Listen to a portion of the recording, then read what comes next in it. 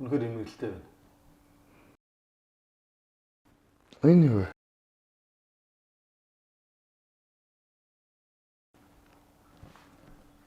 Энэ гэрээн дээр гарын үсгийг зурж эрхээ шилжүүл. Тааш 7 хүнд золгийн хувьд тохиолдохгүй үднээс хийж байгаа арга хэмжээ гэж ойлгож болно.